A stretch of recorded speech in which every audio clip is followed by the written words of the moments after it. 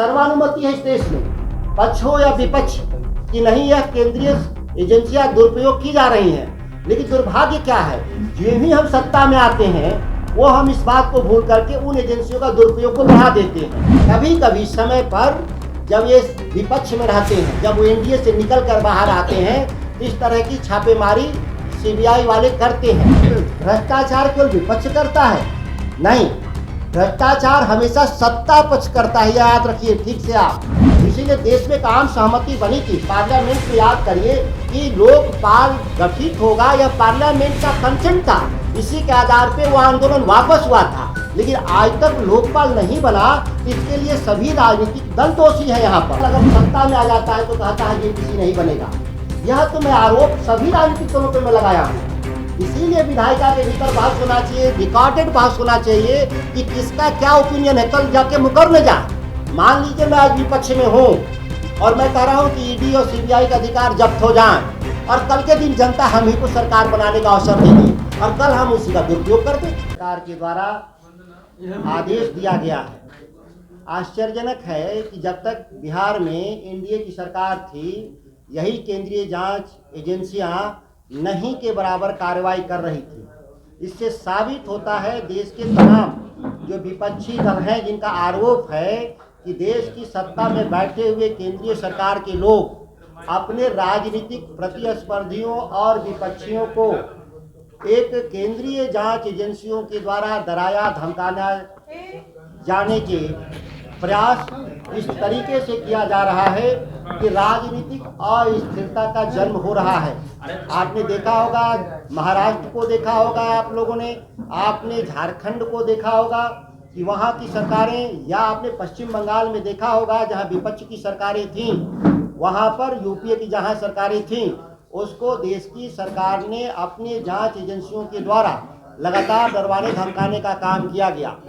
और एक बात तय हुई थी, आपने देखा भी होगा कि जिस काम के लिए मैं आज प्रेस कॉन्फ्रेंस कर रहा हूं, मैं एक निजी विधेयक बिहार विधानसभा में ला रहा हूं, जिसका मुख्य उद्देश्य है कि दिल्ली पुलिस इस्टेब्लिशमेंट एक्ट के पारा 6 सेक्शन 6 में उसको अधिकार दिया गया था। बिहार जैसे राज्यों ने, देश के तमाम राज्यों ने दिया था आम सहमति कि वह देश में कहीं भी जांच कर सकते हैं। लेकिन जिस तरह से केंद्रीय जांच एजेंसियों का दुरुपयोग बढ़ता हुआ देखकर देश के 9 राज्यों ने अभी तक इस आम सहमति के धारा 6 को वापस लेने का काम किया था। आज भी 10वां राज्य पश्चिम बंगाल ने भी वापस लेने का काम किया, जो लागू नहीं हो पाया। 6 महीना पहले आप लोग को याद होगा, तेलंगाना के मुख्यमंत्री केसीआर आए थे और बिहार के मुख्यमंत्री जी के साथ साझा प्रेस विज्ञप्ति में कहा गया था कि बिहार के भीतर भी केंद्रीय जांच एजेंसियों को दी गई आम सहमति वापस लिया जाएगा। लेकिन आप देखते होंगे ये 6 महीना बीत जाने के बाद भी बिहार में यह आम सहमति वापस नहीं लिया गया। और आज तेजस्वी प्रसाद यादव जी, राबड़ी जी और लालू जी जैसे हमारे जो शीर्ष नेतृत्व, पार्टी के कई सांसद, पार्टी के कई विधायकों पर लगातार केंद्रीय जांच एजेंसियों के द्वारा उन मामले में जांच की जा रही है जिस मामले में पहले ही जांच कर करके चार्जशीट कोर्ट में दाखिल कर दिया गया। अब किसी भी जांच एजेंसी को या किसी भी तीसरे पक्ष को लगता है कि कोई नई सूचना है, कोर्ट में जाकर उसको सबमिट करना चाहिए और ट्रायल कराना चाहिए। लेकिन ट्रायल ना करा करके इस अनिश्चित काल तक जांच के नाम पर उलझाए रखना और विपक्ष की एकता और विपक्ष के राजनेताओं को धमकाना, यह एक नया सगल तो मैं नहीं कहता। इसीलिए कि जो अभी वर्तमान में जो केंद्र में सरकार में बैठे हैं, उन लोगों का खुद आरोप था, जब वो गुजरात के मुख्यमंत्री थे और विपक्ष में थे, तो उनका कहना था कि जो केंद्र की सरकार है, तत्कालीन केंद्र की सरकार, वह अपने विपक्षी नेताओं को केंद्रीय जांच एजेंसियों के द्वारा तंग एवं तबाह किया जा रहा है। कहने का मतलब कि यह सर्वानुमति है इस देश में, पक्ष हो या विपक्ष, कि नहीं यह केंद्रीय एजेंसियां दुरुपयोग की जा रही हैं।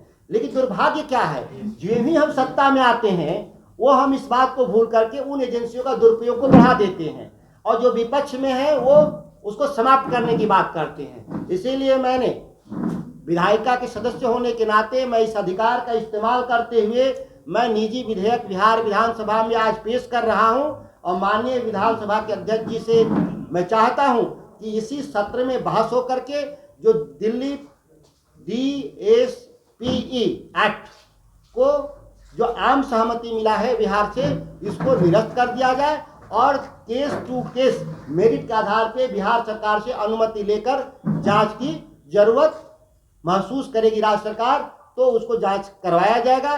क्योंकि बिहार सरकार के पास खुद भी कई जांच एजेंसियां हैं, राज्य के भीतर समस्या होती है, इसकी जांच स्वयं कर लेती हैं। अगर राज्य से बाहर वह अपराध घटित हुआ हो तो वैसे में केंद्रीय जांच एजेंसियों का भी सहयोग लिया जाना चाहिए जरूरत के हिसाब से। आपने कहा है कि आप एक विधेयक लाएंगे और कोई भी CBI या ED कोई भी हो, जांच आप सरकार से आदेश लेकर करेंगे, तो क्या ऐसा नहीं कि वो स्वतंत्र नहीं रह पाएंगे? यह तो पूरे देश में सभी को पता है कि जांच एजेंसियां सरकार की अनुमति से ही जांच करती हैं, वह स्वतंत्र नहीं है। जिसकी लड़ाई हुई थी देश भर में कि लोकपाल की स्थापना होनी चाहिए और लोकपाल स्वतंत्र रूप से एक निकाय होगा जो जांच एजेंसियों को नियंत्रित करेगा। लेकिन सभी लोग को मालूम है कि वह आज तक कानून पास नहीं हुआ, सरकार ही नियंत्रण में रखती है जांच एजेंसियों को। केंद्रीय जांच एजेंसियां जो केंद्र की सरकार में अधीन है और राज्यों की जांच एजेंसियां राज्य सरकारों के अधीन है। यह तो बात सर्वविदित तथ्य है। क्या आप कह रहे हैं कि लेकिन बीजेपी कह रही है अगर राज्य सरकार के अनुसार CBI अगर यहाँ जांच करती है तो भ्रष्टाचार को लोग बढ़ावा देना चाह रहे हैं। जेडीयू इस बात का समर्थन करेगी या नहीं?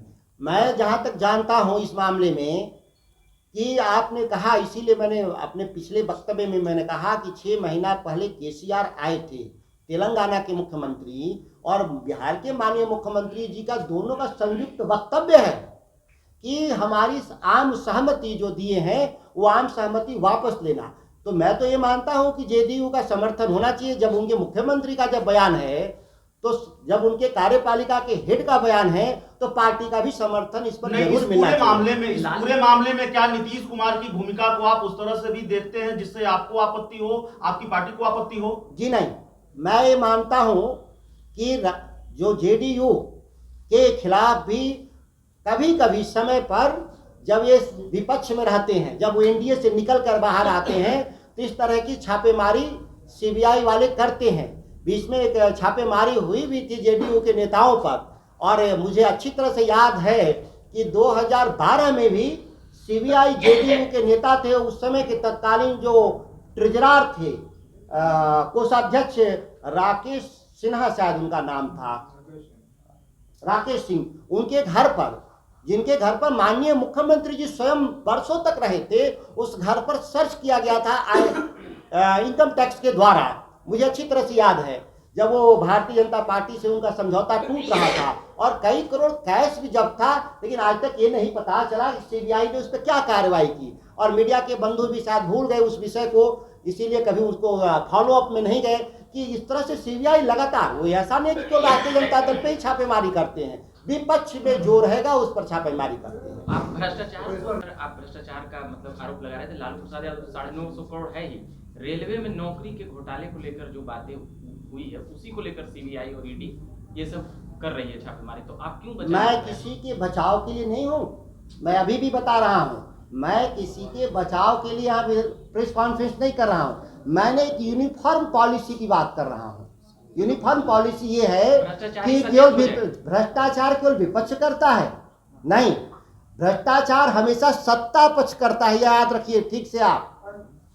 तो केंद्र में जो सत्ता में बैठे हैं वो भ्रष्टाचार कर रहे हैं, उस पर कोई कार्रवाई नहीं हो रही है, कोई जांच नहीं हो रही है, केवल उन पर कार्रवाई हो रही है जो दिल्ली के खिलाफ लोग हैं, जो उनके विपक्ष में लोग हैं, उन पर यह कार्रवाई हो रही है, एक पक्षीय कार्रवाई हो रही है, इसकी मैं बात कर रहा हूं। इसीलिए आम सहमति वापस होना चाहिए। एक सवाल है कि अडानी के और उसके अलावा जो ED के प्रमुख हैं उनको जो ड्यूटी बढ़ाया गया है उसको भी दिल्ली के कोर्ट में एक तरह से जो है चुनौती दी गई है, तो ये पूरे मसले को आप कैसे देखते हैं? हमने आपको इसी पिछले वक्तव्य में मैंने बोला कि जो सत्ता में बैठा होता है वही भ्रष्टाचार करता है, मैं इस बात को कह रहा हूँ। तो जो दिल्ली में सत्ता में बैठे लोग हैं, जिनकी हिडनबर्ग के जो एनालिसिस को ये रिपोर्ट के आधार पे जो आया है, जिस पे जांच की आवश्यकता है, मैं ये आरोप नहीं लगा रहा हूँ कि किसी ने पैसा लेके भ्रष्टाचार किया है, लेकिन जब आरोप है तो इसकी जांच होनी चाहिए केंद्रीय जांच एजेंसियों के द्वारा, जो नहीं हो रहा है। इसीलिए मैं कह रहा हूं कि एक पक्षीय है। इसीलिए देश में एक आम सहमति बनी थी पार्लियामेंट में, याद करिए कि लोकपाल गठित होगा, यह पार्लियामेंट का कंसेंट था, इसी के आधार पे वो आंदोलन वापस हुआ था। लेकिन आज तक लोकपाल नहीं बना, तो इसके लिए सभी राजनीतिक दल दोषी है यहाँ पर। मैं इसीलिए विधायिका, याद करिए, मैं पार्टी के तौर पे नहीं, मैं एक विधायक के तौर पे निजी विधेयक पेश कर रहा हूं कि सभी दल इस पर अपने राय व्यक्त करें कि वो चाहते क्या हैं। लेकिन यहाँ पिक एंड चूज की पॉलिसी है, और पिक एंड चूज कैसे हम पकड़ रहे हैं? जो विपक्ष में है, जो सत्ता में है, जिसके पास ज्यादा संभावना है भ्रष्टाचार का, वो बच जा रहा है, और जो विपक्ष में है, जिसके पास संभावनाएं कम है, उसको सीबीआई ईडी पकड़ रही है। यही तो मैं कह रहा हूँ। सत्ता में खेल आ गया तो सबका केस है।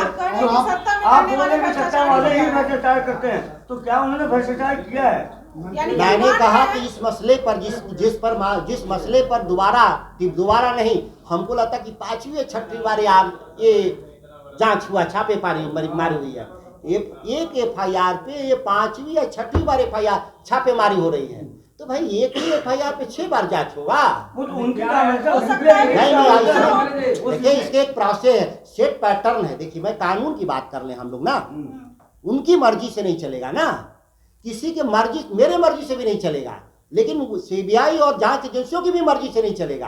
कानून कहता है कि एक बार जब आप कोर्ट से बेल ले लेते हैं तो उसके बाद ट्रायल शुरू होता है, और कोई भी आपके पास नया साक्ष्य आप कोर्ट को दीजिएगा, आप वापस वहां पे नहीं चले आइएगा उसी अभियुक्त के पास, ऑलरेडी वो बेल पर है। आप कोर्ट न्याय करेगा, पनिश करेगा, उसको सभी को मान्य है। जेपीसी पर सुधाकर जी का क्या है, क्योंकि जेपीसी को जो पावर होता है वो प्रधानमंत्री से भी, अगर सत्ता में आ जाता है तो कहता है JPC नहीं बनेगा। यह तो मैं आरोप सभी राजनीतिक दलों पे मैं लगाया हूं। इसीलिए विधायिका के भीतर बहस होना चाहिए, रिकॉर्डेड बहस होना चाहिए कि किसका क्या ओपिनियन है। कल जाके मुकर न जा, मान लीजिए मैं आज विपक्ष में हूं और मैं कह रहा हूं कि ईडी और CBI का अधिकार जब्त हो जाए, और कल के दिन जनता हम ही को सरकार बनाने का अवसर दे दे, और कल हम उसी का दुरुपयोग कर दें। तो लेकिन जब रिकॉर्डेड विधानसभा में आप बोलते हैं, पार्लियामेंट पे बोलते हैं, और रिकॉर्डेड माना जाता है, इसीलिए मैं चाहता हूं बहस करके सभी राजनीतिक दल अपनी बात को रख दें कि क्या चाहते हैं लोग, सर्वानुमति बनाएं, क्योंकि यह सर्वानुमति के ही जरिए मिला था अधिकार, आम सहमति, और आज सर्वानुमति टूट चुका है। यह एक तरह से केंद्रीय सरकारों के हथियार के रूप में जांच एजेंसियों का दुरुपयोग हो रहा है। यह देश के आम जनमानस तक बात जा चुकी है, इसीलिए मैं इस विधेयक को ला रहा हूं।